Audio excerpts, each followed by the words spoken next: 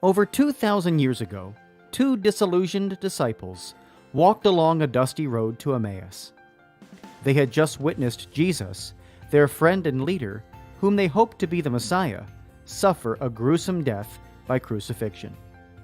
Doubt, fear, and uncertainty clouded their conversation as they journeyed home, questioning the future. Until something miraculous happened. The risen Jesus appeared and answered their questions. Today, many young Catholics step onto college campuses with numerous questions about their faith, yearning to know if the seed of faith given to them as a child is both true and practical. Using the miracle on the road to Emmaus as a model, young adult ministers conversed weekly for 3 months with college students about the most pressing questions they had about the Catholic faith. As they journeyed together virtually, something amazing happened. Doubts disappeared, fears faded, and Jesus revealed that He is still alive. Hearts Burning Within Us, the latest book from Patchwork Heart Ministry, scheduled to be released in the summer of 2021, is a result of that grace-infused conversation. To pre-order your copy and help spread the word about the book, visit patchworkheart.org.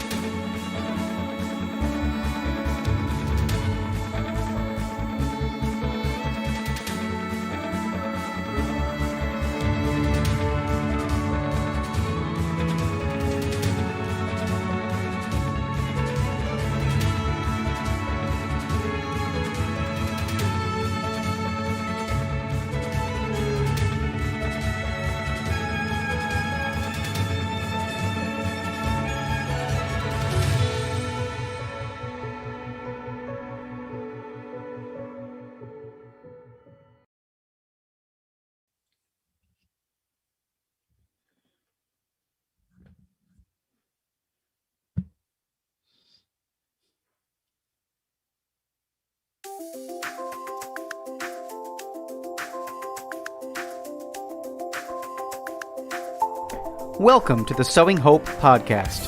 This is a show all about implanting hope in our hearts. I'm Bill Snyder, joined by my friend Ann DeSantis. We're glad you're here for our uplifting conversation about faith and how it sustains our hearts through all the seasons of life. Thanks for walking with us. And good evening, everybody, and welcome to the Sowing Hope podcast. I am Bill Snyder, and it's wonderful to be with you. If St. Joseph's Eve is a thing, folks, we are here on St. Joseph's Eve in the year of St. Joseph. So it is wonderful to be with you this evening. And as always, I am joined by my co-host and good friend, Ann DeSantis. How are you this evening, Ann? Awesome, Bill. Great to be here. Yeah, I don't know if St. Joseph comes down a chimney tonight or what the deal is. I mean, this is one of those amazing years when it's the year of St. Joseph and we're on the eve of St. Joseph. So I'm looking forward to having a great conversation with our good friend Ray Haywood as well. Yeah, I love how you said that. The eve of St. Joseph. Is he going to come down the chimney? Yeah, right. No, we have so much great stuff to talk about. We have an amazing guest who's a extremely good friend of yours and of mine and of this ministry. And he's been a guest here on the show and on your other podcast and also on Journeys in Faith coming up too. Ray Haywood is a devoted husband to his wife, Natalie. They've been married for the past 32 years. Together, they intentionally raised two faith-filled sons, Nicholas and Frank, within the foundation of faith and the sacraments. Ray shares more than 28 years of willful fatherhood and co-parenting experience. Ray and Natalie lived in Harrisburg, North Carolina. and are faithful parishioners of St. Thomas Aquinas Catholic Church in Charlotte, North Carolina. I should have said they are currently living in North Carolina.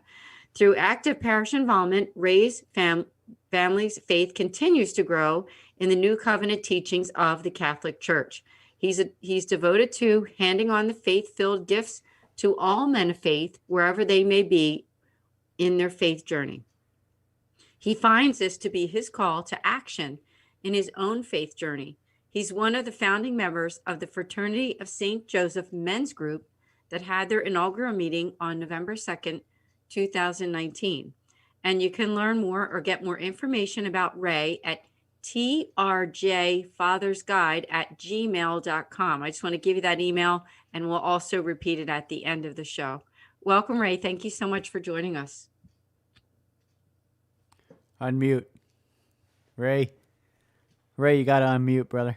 I thought you muted me. No, Thank you no. so much for this time in fellowship. And I want to say that St. Joseph is going to come to us through intercession into our hearts and into our families. And we're going to get a very good glimpse in front of us within the church of what the Holy Family means.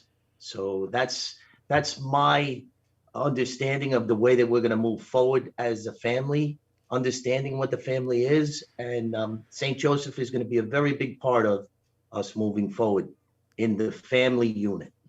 Absolutely. I couldn't say it any better, Ray.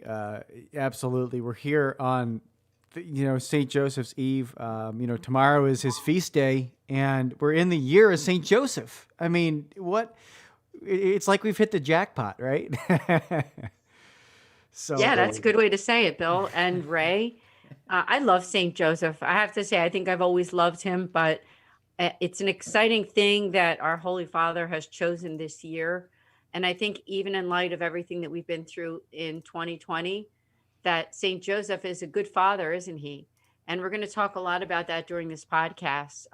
Before we do that, Ray, I thought that for people who don't know you, can you tell your story to some of our listeners, to all of our listeners here, our audience? Okay, so I'm 54. I'm married since I'm 21. I'm with my wife, Natalie, since I'm 18. We're both cradled Catholics.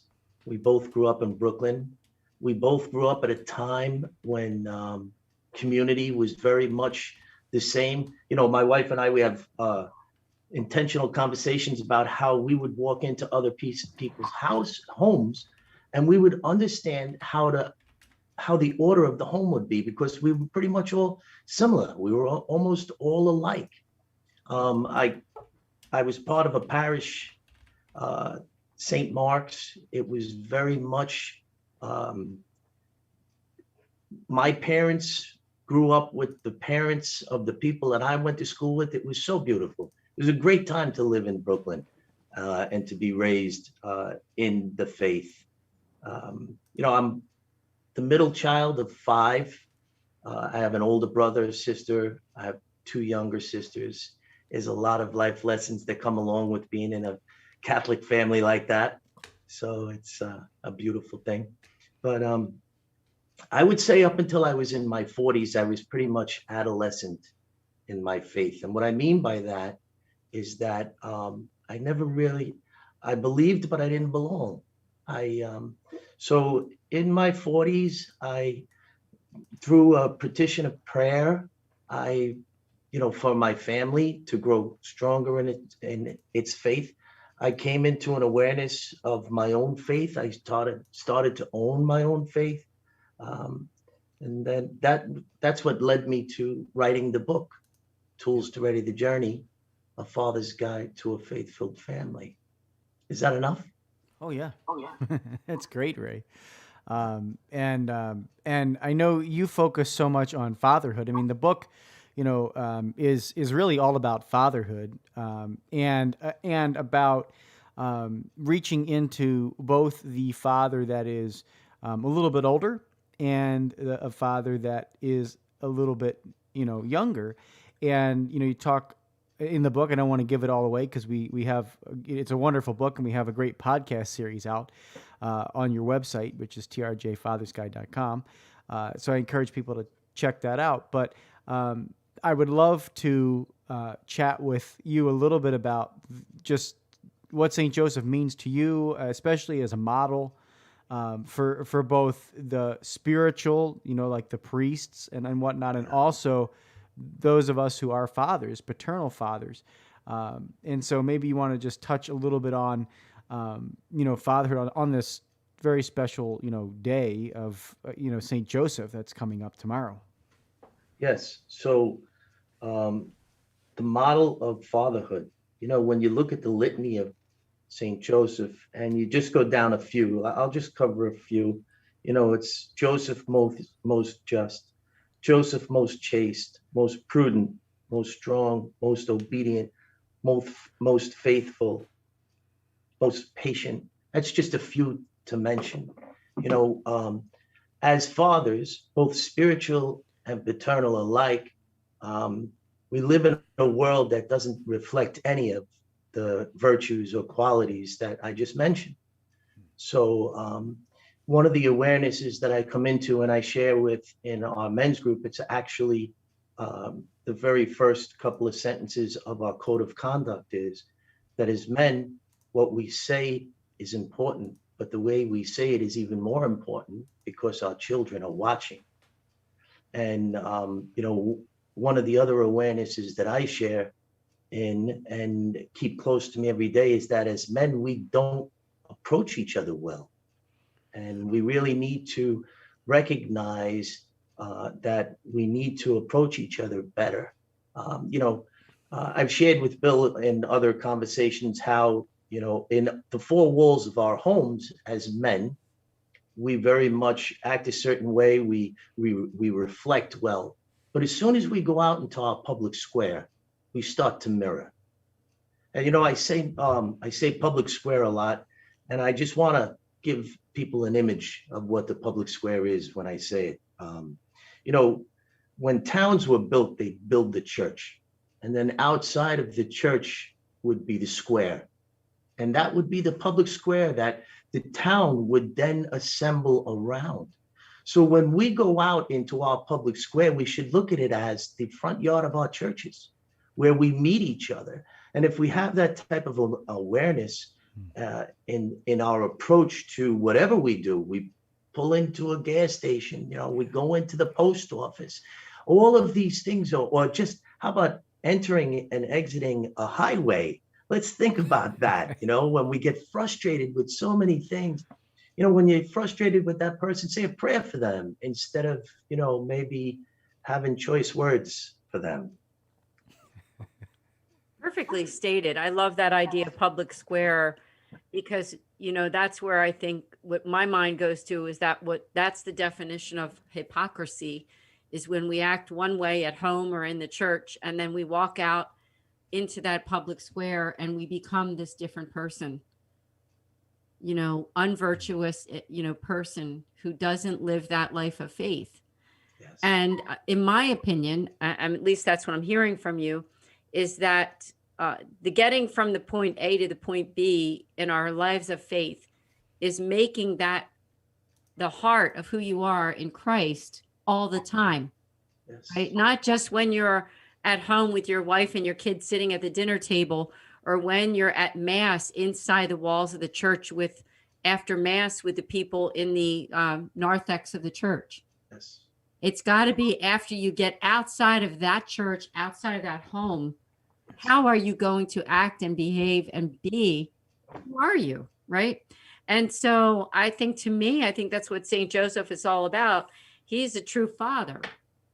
And I know you're going to talk about that. Now, people might say something like, well, they don't say too much about him in the Bible.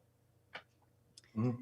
Okay, whether that's true or false, and I know that they don't say very much about him, is that the hard fact is that he was the foster father of our Savior. So whatever facts that might be there in the Bible, it's still, we have to look at that, the idea and the truth of that matter, right? I mean, yes. Say more about this because, people might be thinking what I'm thinking and they want to know there's not that much about him, but why should we emulate him? And where is there some kind of quote evidence of who he was as a human and as a man? There was no recorded words of St. Joseph, none. And, when you think of a just man, my father came from the silent generation. So for a man like my father, the only way you got to know him was to see his character over time. And St. Joseph, very much in the life of the church, is very much like my own father, where the only way you could get to know St. Joseph is over his example, his obedience. That book I spoke about, Tools to Ready the Journey, it's dedicated to St. Joseph. There's so much written about St. Joseph. The St. Joseph is very much a part of the way that I feel we are to form as men, to assemble as men, when we look at a young father today, the challenges that young father faces out in the public square, especially in a time in his life when he is in the gathering stage. Bill can relate to some of this, but Bill is well-formed. He's extremely well-formed. Amen. But what about, yes, amen to that, yes. But what about the young man like myself who wasn't well-formed and who wasn't, I was fortunate to grow up in a time when there was family value and moral posture was very much part of society. Also, I grew up at a time where the sacraments, the sacrifice of the Mass, the Eucharist, all of these things meant so much to the families, to the way that we approached our daily lives. And now this worldly narrative, this cancel culture is sharing that, there's no value in the sacraments. Our young Catholics in the gathering stage, when they're most vulnerable and their wills can be compromised, are constantly bombarded with this noise, this chatter about our church being an old dead tradition. It's a sad place. I want to be positive, but sometimes we have to say things that are important to be heard. So now, people my age, I'm 54, have to reach into young men that are in the gathering stage, like Bill's age men, and share with them how important it is for them to understand the value of the sacraments, to instill those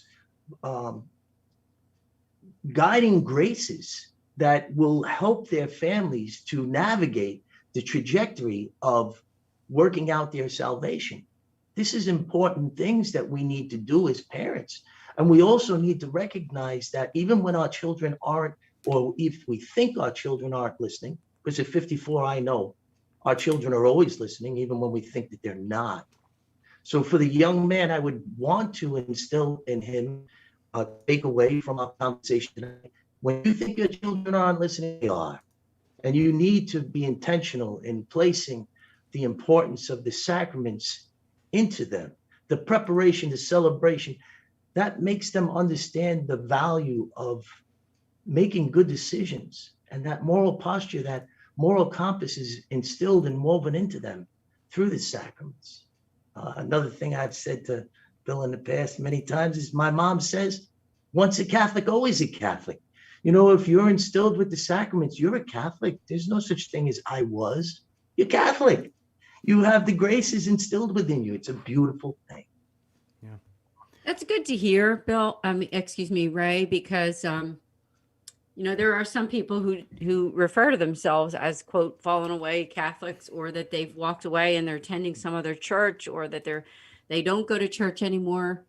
But God's calling them back, isn't he? He's calling them back. So if you're listening to this podcast right now and you're thinking, wow, it all sounds great, but I don't know if I'm ready, this might be your day. This might be the day that you turn around and you say, I think I'll give it a try. And I'm going to invite you to reach out to Ray at guide. Father's Guide. fathersguide.com. Because, I have to say this, we've had a lot of guests and we've had amazing, wonderful guests every single guest we've had is a friend of mine. But Ray is special in a very unique way, of his way that he cares about people. He cares about evangelizing to a point, not just of trying to make money off of his book, or of somebody saying, oh, I know Ray's a famous Catholic author, whatever. He's not about that at all. I'm just saying it the way I feel, Ray. I hope you understand that. And Bill, Oh, yeah. he's not that type of person at all. He is a very, very, I'm trying to find the right word here, and I know what it is. So please give me the right amount of moments here. He can, in other words, he's very unique in that he cares immensely about the individual human, and fathers too. So take him up on his invitation to learn more about what he's doing with this book and his evangelization. Yeah, I couldn't say it any better. Couldn't say it any better. And and Ray, so you touched on something that Ray is, and that's very humble. He's an incredibly humble person. Yes. And so that's the one thing that Satan hates the most, because he can't defeat humble people. He just can't. It's impossible. And I would love for you to touch a little bit on that, Ray, because I know, in your challenging, right? Every person can see their missteps. They can see the things that they've done wrong in their life, and in raising their kids, or in their workplace, or whatever that might be. But how do we take a step back from that and gain awareness, and then apply that knowledge of what we have learned toward then equipping new fathers, new men, even reforming your children, because it's that humble perspective, like, you know what, I'm not perfect, but I know who is, and that's God. So maybe just shed a little bit of light on the virtue of humility in fatherhood, because when guys come across, sometimes the world projects this. We have to be this alpha, completely, totally, bombastic in some ways, and that's not always the most effective way to reflect your fatherhood. So maybe just touch a little bit on the gift of humility, and then, of course, in the model of St. Joseph too, who was ultimately humble. So I wasn't always humble. I could tell you that. When I used to work for the city of New York, or when I used to live back in Staten Island with my wife before we moved to North Carolina in 2008, people who knew me at that time in my life, when I had a Catholic, who know me as a humble man. I could share with you that I challenge myself every day in different instances to understand the value of humility. I go to daily mass every day, and now when I say my Our Father, my hands are pressed together up almost to my chin. I am humbled like a child, and that's intentional. It's me teaching myself how to be humble, when to be humble, and to know what humility is, because for a long time I didn't. But also, being filled with the awarenesses that needed to be shared in the book. If you look at chapter 6, which is the Arch of Life, it shares 3 stages, and it's all about St. Joseph. That chapter, it talks about the Arch of Life being supported on either side by grace. And the reason why I bring this up is because it's going to lead to something about humility. And so the 3 stages that it shares are the Apprentice, the Journeyman, and the Master Carpenter. And the Master Carpenter, of course, is St. Joseph.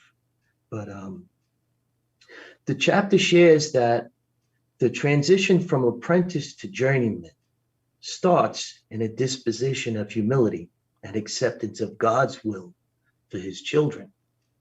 And in that disposition of understanding what humility is, and for me, I would say that understanding what humility is came to me within the year after my father died. Um, uh, a lot of growth happened in that year after my father passed. Um, Choosing to nurture faith is the beginning of owning our own faith. So, in order to be humble, you have to be nurturing. And if you think of the model of St. Joseph, in the beginning of the book, it shares how St. Joseph is the first father in the new covenant. Now, if you think about how much knowledge we have through apostolic succession of the new covenant, we are so well equipped to face the challenges ahead.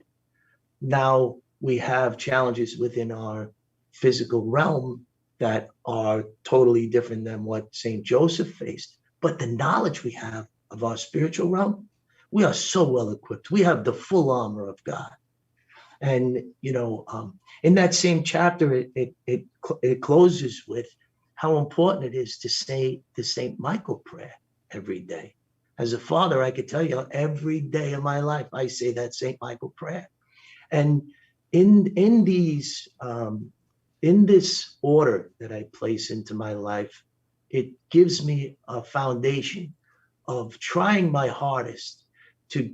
I'm definitely out of the apprentice stage. I am in the journeyman stage. If my pastor, Father Matthew Codd, he named our Fraternity of St. Joseph Men's Group website fsjjourneyman.com. All of these things that got incidences, in my opinion, because they come so close to all of these tools that we need to face well all of the challenges of being a father, both spiritual and paternal alike. So I don't think that I'll ever get to step on the other side of grace in the arch of life to actually become a master carpenter. I don't think that I would be. I don't think I'll get there. But for a lot of our spiritual fathers who are equipped way better than I am, I think there's a lot of them that are on that other side of grace, that they understand fully and they come into that wholeness of their spiritual life. It's a beautiful thing to think about. The things we're talking about right here, if I would even to hear someone talking about this when I was like 35 years old, I don't know if I would listen. So, our spiritual walk is definitely something that we grow in. And, just to bring back into view how a young man is in that gathering stage and how a father who's my age should understand and be aware to that gathering stage and reach into that young man and share with him that he's in that gathering stage and that he needs to understand the importance of the sacraments and forming his family well, and to understand the value of his spirituality. We have the Trinity of Father, Son, Holy Spirit. We have the Trinity of the family, which is mother, father, and child. And we have the Trinity of ourselves, which is spiritual, physical, and mental well-being. If we could have these awarenesses and keep them close to ourselves on a daily basis, then these tools that I reach for often can help us to stay grounded in a faith walk and understand the difference between all the temptation that's out there in our physical lives. Yeah, well said. I thought of one of the words I wanted to say about you that I couldn't find within my vocabulary at the moment was just the sincerity that you have for your evangelizing. You're not looking to blanketly just evangelize everyone. Is that I know you care about the individual people that are listening to this podcast and your own family and friends. I mean, of course, there's also that blanket, wanting everyone to just kind of get on board and understand it. But I know you have a heart for those individual people. And that's really, I think, a gift that not everybody has, because we all want to be successful, but sometimes we just want to look at a spreadsheet or a piece of paper or something that says, yeah, you did good enough. You have these many followers or this much of your book sold. but to have that care for the individual people, right? And their souls. And like you said, those fathers that are in that gathering stage. Now, I know that there's the gathering stage of the physical, right? The physical assets and providing for your family and some, for food and shelter and everything. But you're talking about also the gathering stage, even for the spirituality part of it, right? Absolutely. And how many fathers don't think of the gathering stage as including the spirituality and the faith of your wife and kids? I wondered if you could talk about that, because you care so deeply about your own wife and your two boys that you have, and have done a good job evangelizing with them. And like you said, you came into a deeper faith a little later in life. Two things I'd like to ask you is to reflect on that. But you mentioned your dad too. And I've heard that story before. I thought it was so beautiful how you, when your father passed away, you realized so many things. Could you talk a little bit about that too? So what you were sharing a minute ago, in the gathering stage, I believe we have a God-sized hole because we're innately children of God. So if we're not working on our spiritual life, if we're not working on our spirituality, if we're not aware of it, then we have a God-sized hole in us, and then we seek out temporal things to fill that hole.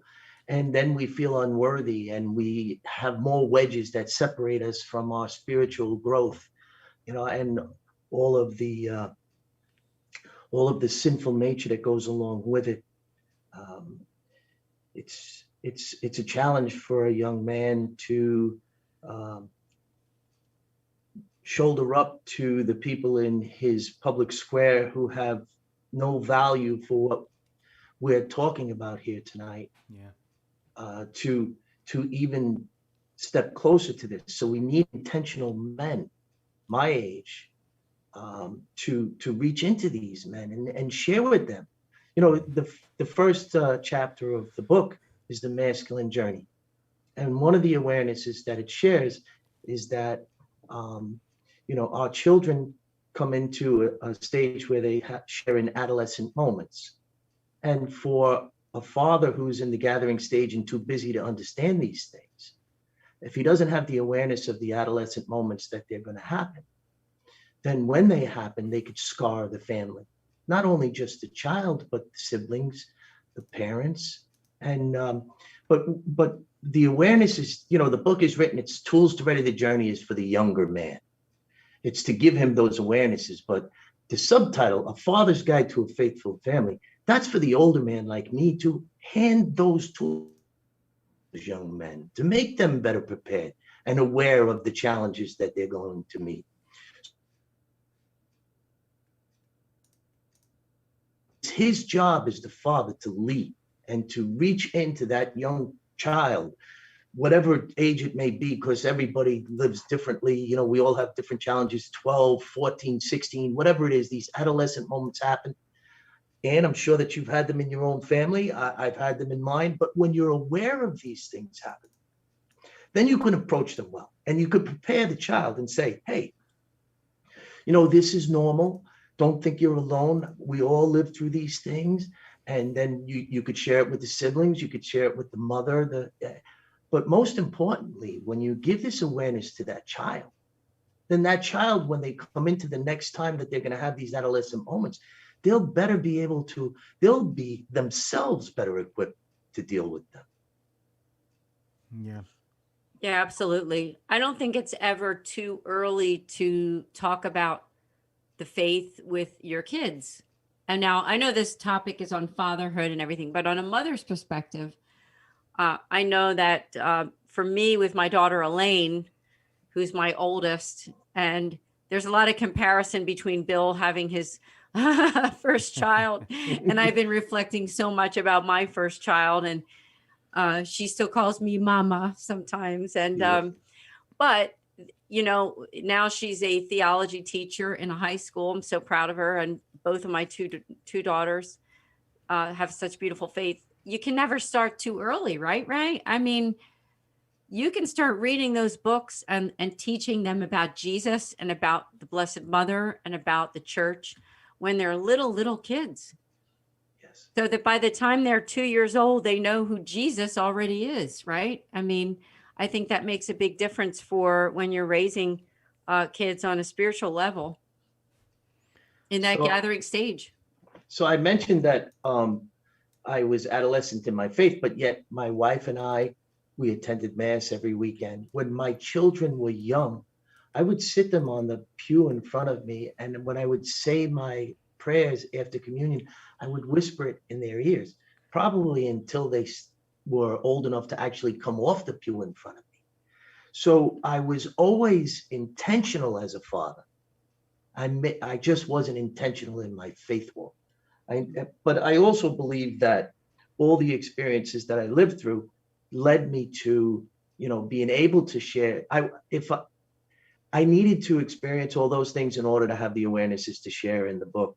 And, it's just God's hand was always in my life. It's a beautiful thing to look back on. Now I say it as I look behind me and I can connect the dots like they're the beads on my rosary. It's a beautiful thing. It really is. Um, can we talk a little bit more also about St. Joseph himself? Because I know there's people listening and thinking, Ray has such an appreciation for St. Joseph. When did that come about for you? When did you was there a sudden moment that you realized that St. Joseph had something to do with your faith journey?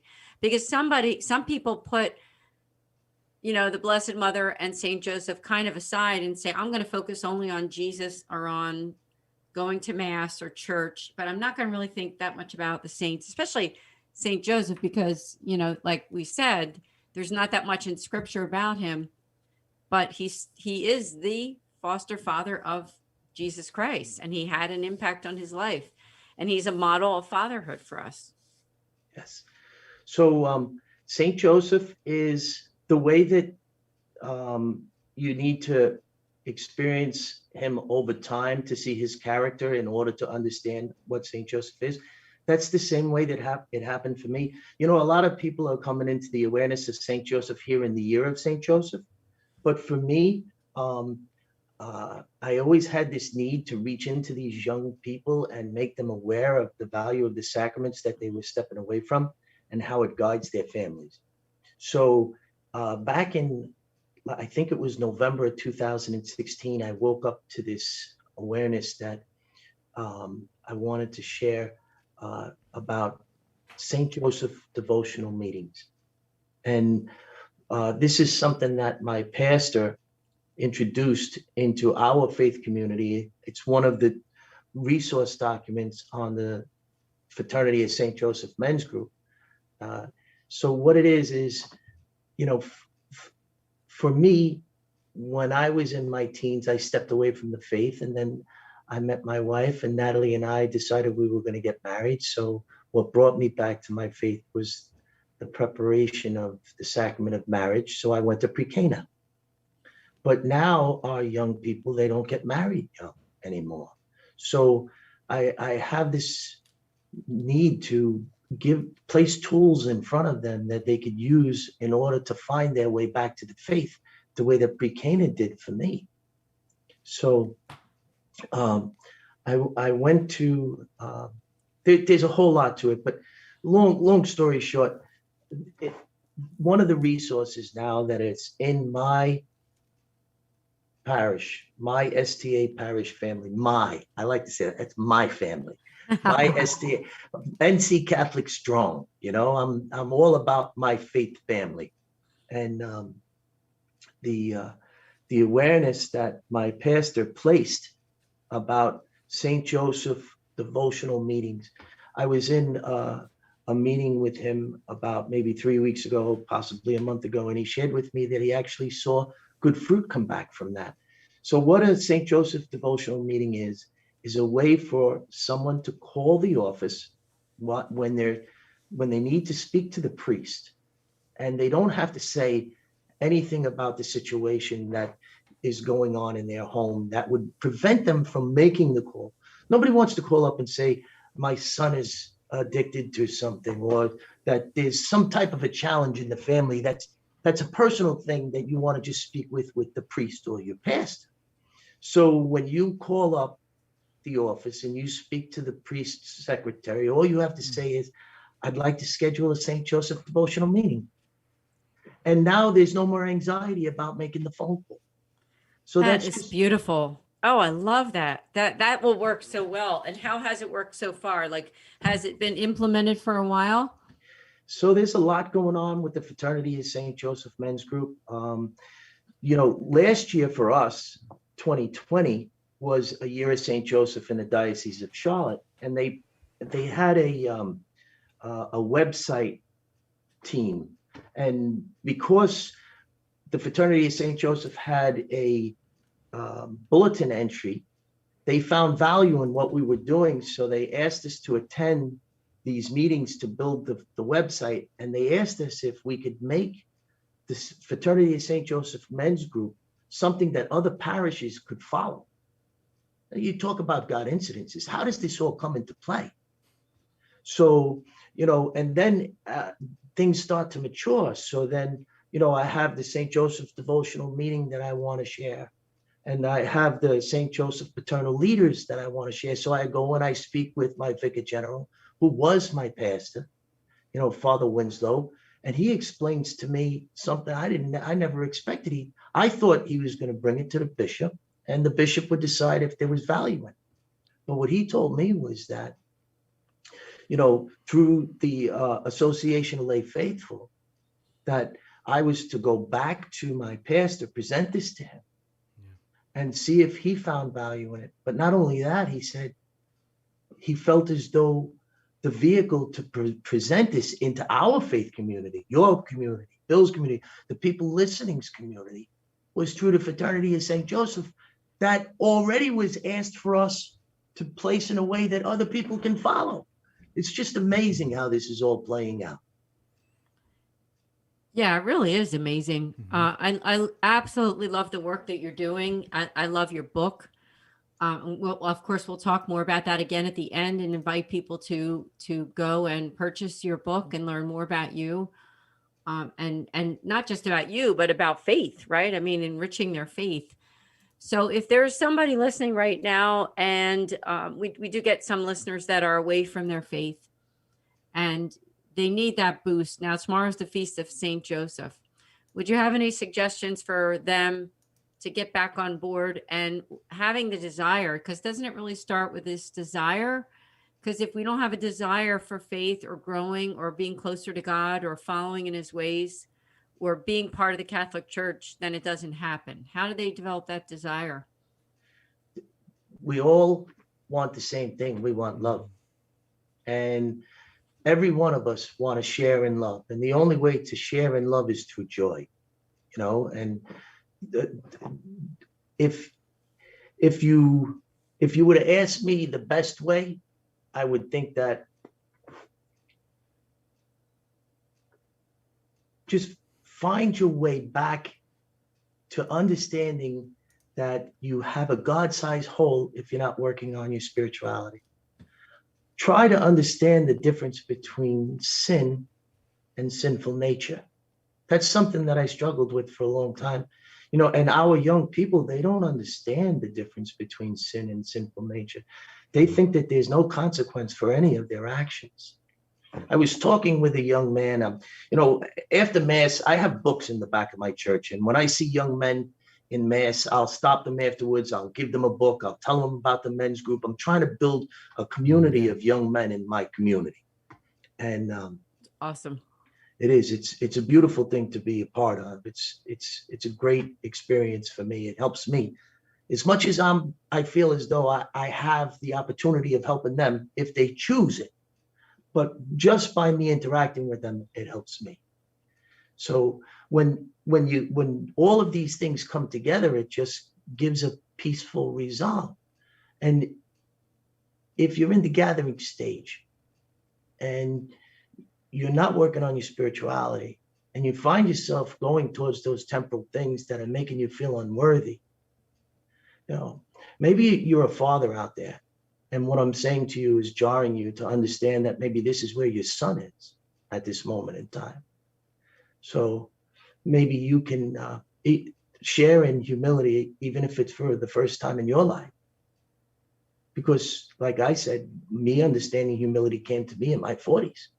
So maybe there's, or if there's, our moms out there, our wives, our sisters in Christ, if you know of somebody who's struggling, share this with them.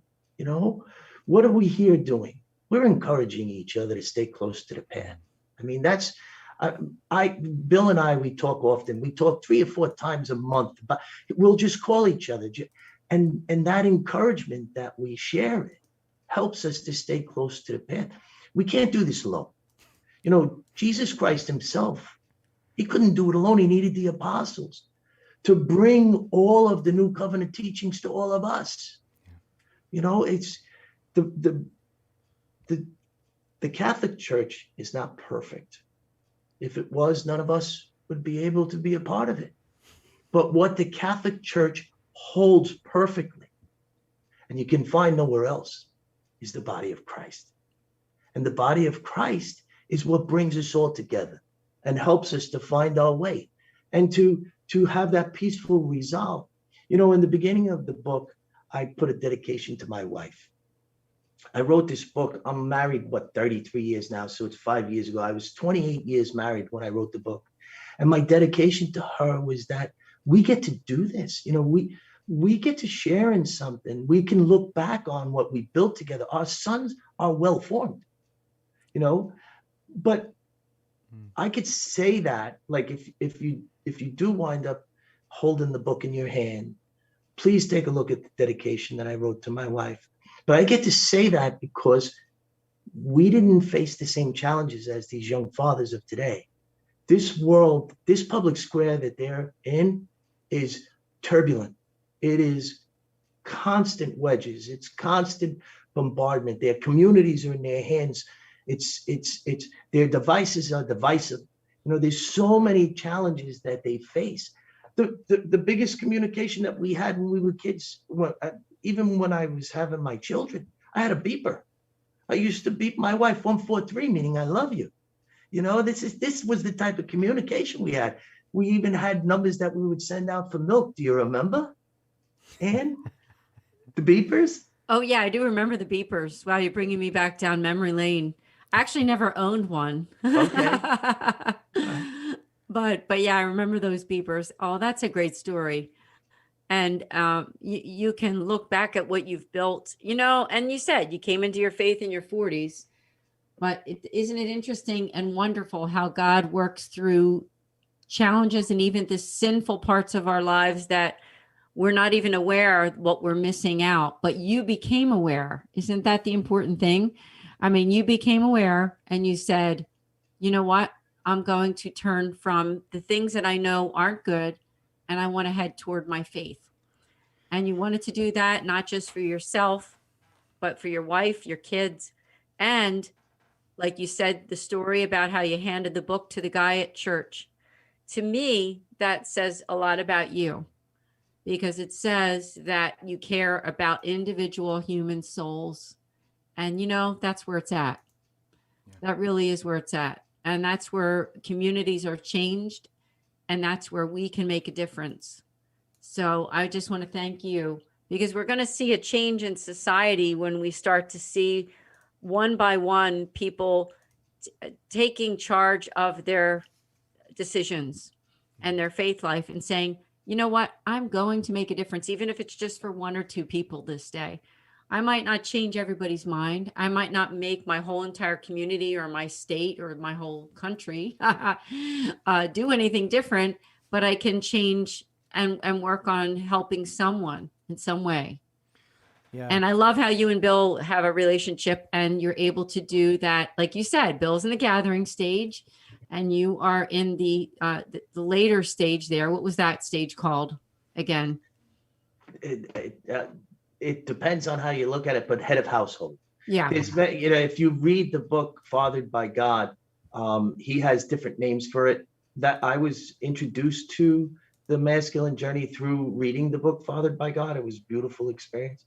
But just to go back on what we were just discussing, when when you're adolescent in faith, and then you start to understand what humility is, and you come into a faith walk, new challenges happen. The people that you shouldered up to start to fall away because you're different than that, especially in this world. So you're the people that you spend time with, you really just don't want to spend time with them anymore, because you don't want to put yourself in that type of surrounding. It's so there's different challenges that come, and expect them. So if you're going to step closer in your faith, understand that these things are going to happen. When you come into those challenges, let them actually fortify you. Don't step back from it. Step closer to it. Because as you step closer, then men like myself, or like Bill, or like Ann's husband, are going to step closer to you, and they're going to recognize who you are. They're going to see you for who you are, going to see you. People, when you have a faithful, we could be convicted by our peers as being Catholics. You can't deny who we are. We love our faith, our NC Catholic strong. My faith family is so important to me. I'd do anything for them, and those young men, and making them prepare well, the next generation of Catholics. It's so important for us. But challenges come with this. This is not a peaceful walk. When you go out into the public square and you want to reflect well, people, this is a challenging thing, and expect it, but be fortified in it. Yeah. Say that prayer to St. Michael. No, you're exactly right, Ray. In fact, I was having a conversation with my spiritual director today, and I was talking with him about the accompaniment. And because we had just finished, Ann and I have just finished working on this book that's coming out called Hearts Burning Within Us, where we were doing this walk along the road to Emmaus with these college students. I mean, virtually, of course, during this pandemic. But the key point in my conversation with my spiritual director today was, I said, we need to accompany men, and it's exactly what you're saying. We need to accompany, and we need to surround them with community, because, as you've said throughout the podcast tonight, the challenges that you dealt with as a young father are no longer the challenges that I'm going to be dealing with as a young father. These things are not the same. The world is not the same. Come on, people. If you haven't realized that in the last year, you really need to examine your life, because the world has changed and shifted so very much, even in the last year.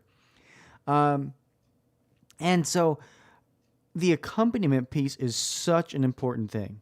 And you do a wonderful job of that, Ray. I mean, you just do a great job, but it's about walking with these young men and saying, what, I'm here for you. I'm here with you. I'm not giving up on you. And when you have a question or when you fall, that I can be there for you, and this community is there for you. And that's the strength of the Catholic Church. It is a band of brothers. It is not, there cannot be lone wolves. Lone wolves, they don't work out so great, especially in our society. We need to be part of this community. We need to be part of this faith. And, I really think, and, we've talked about it a lot here, but the model of Saint Joseph, as the steady leadership role in his family, leading, when you think about St. Joseph, right? When you really think about it deep in your heart, like this guy said no words. Something my wife would love about me if I said no words ever. But no, he was so steady. I mean, he listened to the voice of God through series of dreams. And what did he do? He acted. He didn't wait around for somebody to tell him it was all right to go to Egypt. He didn't wait around for somebody to say, oh, you know what, let's go back to Nazareth. Now, he listened to the voice of God and acting in his heart, and he said, I'm going to lead my family. I'm going to, continue on this road to betrothal with this this pure Virgin Mary. I'm going to continue to be in that leadership role. And quietly and steadily he did that. And really he accompanied his family. He walked with them through every storm. And so I just think the work you're doing is so crucial, Ray. And it's wonderful to have you on today's episode as we, go to celebrate this wonderful feast of St. Joseph tomorrow. Because I think all fathers, and maybe you want to challenge fathers to really get involved tomorrow on St. Joseph's Day. It's a Friday in Lent as well tomorrow. So maybe just leave us with a challenge about, how we can really take the mission and the spirituality of who St. Joseph is and honor that by living our lives accordingly. So our children are growing in a society of instant gratification. We could learn from the model of St. Joseph in how character is seen over time. And as fathers, we need to be able to understand what the measure in which we measure means. I'm very intentional. My sons know a lot of times as they're living through challenges, I will share with them to a point, and then they'll get to that point and I'll share with them more. And this is intentional because just the same way that my Heavenly Father has given me my faith over a period of time in the measure in which he knew he needed to measure out to me, we as fathers need to do the same for our families. We need to place measure and intent into all that we do in our families. We need to recognize and understand objectively, without emotion, how this world is taking a hold of our children and reflect well within a characteristic of the knowledge of the way that St. Joseph led the Holy Family. Isn't that a beautiful way of thinking about it? Right now, my pastor, Father Matthew Cott, he's new to our parish, a couple of years, but he is a model of St. Joseph to me. He is somebody who's so strong, but yet, when he walks down the aisle, it's like he's floating. His hands are so steady when he turns the pages of the books, and anything that he does is with proper measure. And he's a younger man. It's a beautiful thing to see. Anything that he does, I describe him as a just man. And the only way that you get to know Father Matthew is over time to watch his character be played out. And he's not part of this world. And it's a beautiful thing to watch and to see. That's an example. I've learned from his example and I've grown from it. So in summary, in this instant gratification world, understand that character is seen over time. Beautiful. Oh, that is beautiful.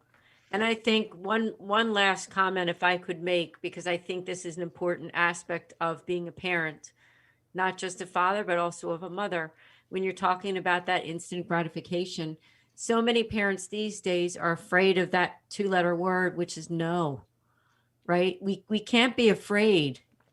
And my daughter said this to me, actually. She's so glad that mom wasn't afraid to say no when all the other parents said yes.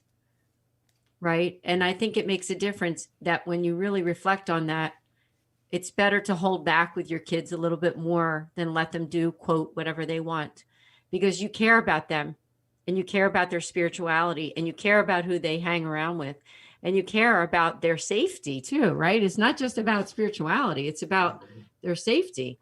So the best gift I could say, give parents out there, don't be afraid to say no. And don't be afraid to say no all the way through, at least through high school, all the way till the end. Because you know what? They're going to thank you. My 2 girls, they thank me all the time that I wasn't one of those parents that just said, go do it. You're allowed to do whatever you want. Mm-hmm. It makes a difference. But Ray, thank you so much for all that you've reflected on during this podcast. Thank you for this time and fellowship. Absolutely. Ray, it's always great, and you always have an open invitation anytime to come back on Patchwork Heart Radio. But until next time, folks, I do encourage you to visit Ray's website, trjfathersguide.com. And as always, keep beating to your Catholic hearts and sowing hope into those broken hearts. Enjoy the Feast of St. Joseph tomorrow. Thanks for listening to this episode of Sowing Hope on Patchwork Heart Radio. For more information about this podcast and our ministries, visit our websites, patchworkheart.org and andesantis.com. You can also follow and interact with us on Twitter at PWH Ministry or Andy Santis 2.